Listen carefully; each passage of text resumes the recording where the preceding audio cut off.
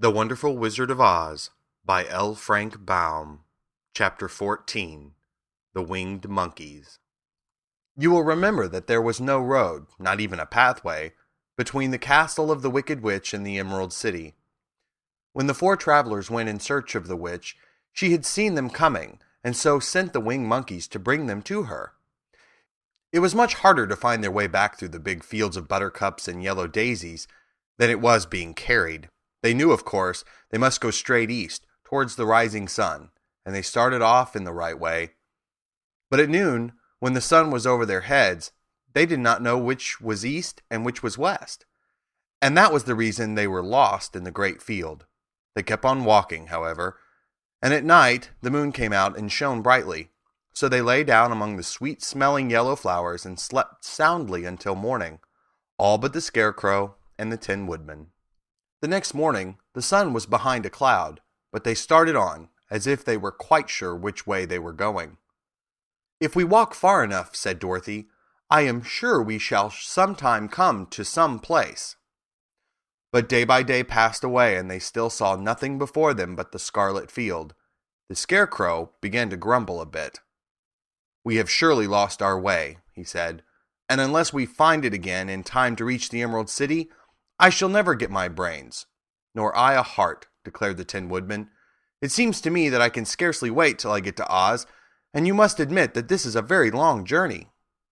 "You see," said the Cowardly Lion with a whimper, "I haven't the courage to keep tramping forever without getting anywhere at all."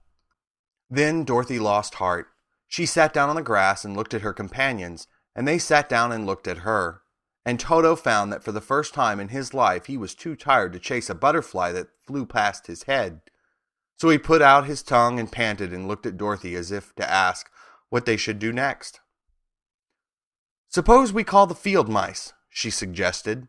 "They could probably tell us the way to the Emerald City." "To be sure they could," cried the Scarecrow. "Why didn't we think of that before?" Dorothy blew the little whistle that she had always carried about her neck since the Queen of the Mice had given it to her. In a few minutes they heard the pattering of tiny feet, and many of the small gray mice came running up to her. Among them was the Queen herself, who asked in a squeaky little voice, "What can I do for my friends?" "We have lost our way," said Dorothy. "Can you tell us where the Emerald City is?" "Certainly," answered the Queen. "But it is a great way off, for you have had it at your backs all this time." Then she noticed Dorothy's golden cap and said, "Why don't you use the charm of the cap and call the winged monkeys to you? They will carry you to the city of Oz in less than an hour." "I didn't know there was a charm," answered Dorothy in surprise. "What is it?" "It is written inside the golden cap," replied the Queen of the Mice. "But if you are going to call the winged monkeys, we must run away, for they are full of mischief and think it great fun to plague us." "Won't they hurt me?" asked the girl anxiously. "Oh no, they must obey the wearer of the cap. Goodbye," and she scampered out of sight with all the mice hurrying after her. Dorothy looked inside the golden cup and saw some words written upon the lining. These, she thought, must be the charm, so she read the directions carefully and put the cap upon her head. "Epi, peppy, cocky," she said, standing on her left foot. "What did you say?" asked the Scarecrow, who did not know what she was doing. "Hilo, holo, hello," Dorothy went on, standing this time on her right foot. "Hello," replied the Tin Woodman calmly. "Zizzy, zoozy, zick," and said Dorothy, who was now standing on both feet. This ended the saying of the charm, and they heard a great chattering and flapping of wings as the band of winged monkeys flew up to them. The king bowed low before Dorothy and asked, "What is your command?" "We wish to go to the Emerald City," said the child, "and we have lost our way." "We will carry you," replied the king, and no sooner than he had spoken than two of the monkeys caught Dorothy in their arms and flew away with her. Others took the Scarecrow and the Woodman and the Lion, and one little monkey seized Toto and flew after them, although the dog tried hard to bite him. The Scarecrow and the Tin Woodman were rather frightened at first, for they remembered how badly the winged monkeys had treated them before. But they saw that no harm was intended, so they rode through the air quite cheerfully, and had a fine time looking at the pretty gardens and woods far below them. Dorothy found herself riding easily between two of the biggest monkeys, one of them the king himself.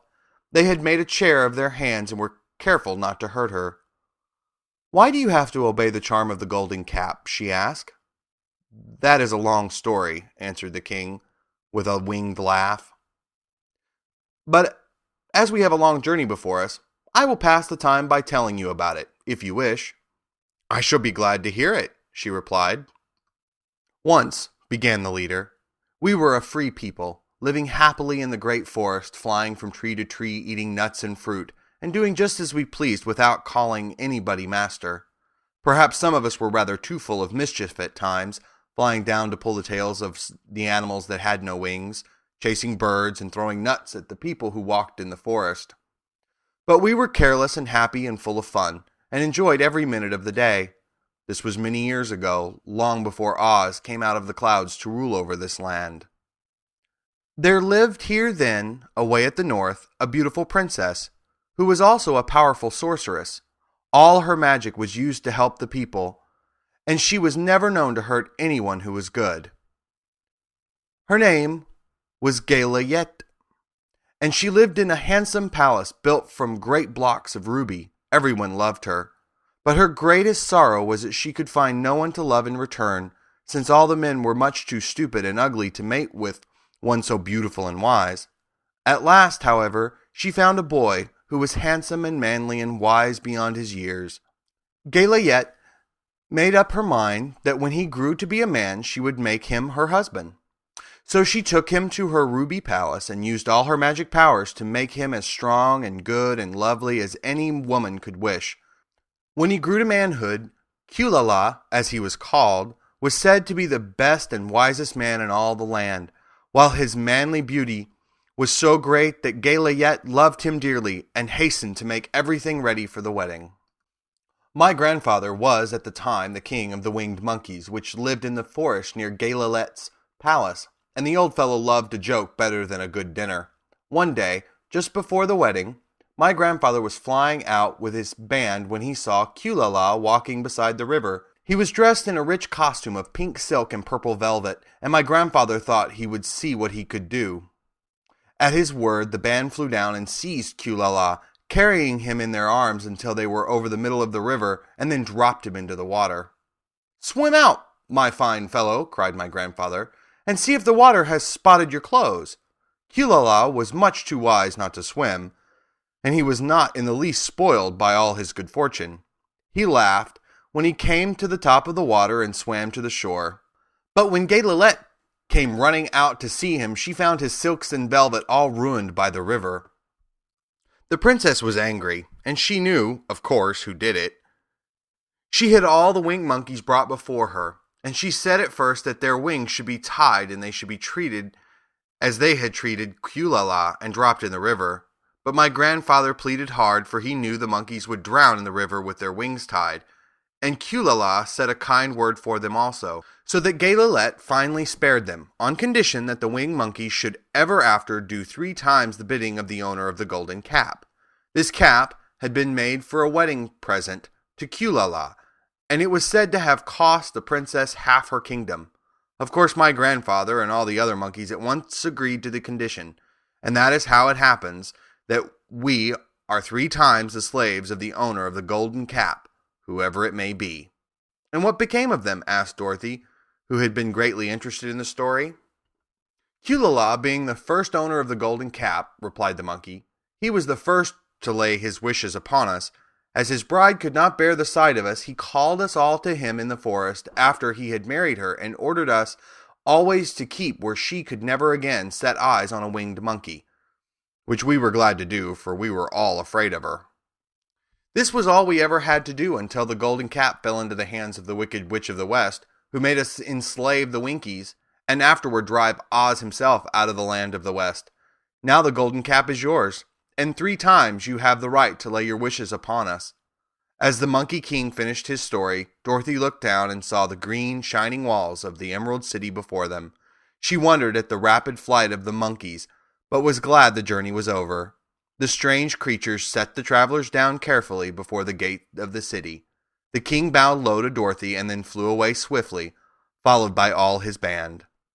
"That was a good ride," said the little girl. Yes, and a quick way out of our troubles, replied the lion. How lucky it was you brought away that wonderful cap. End of chapter 14.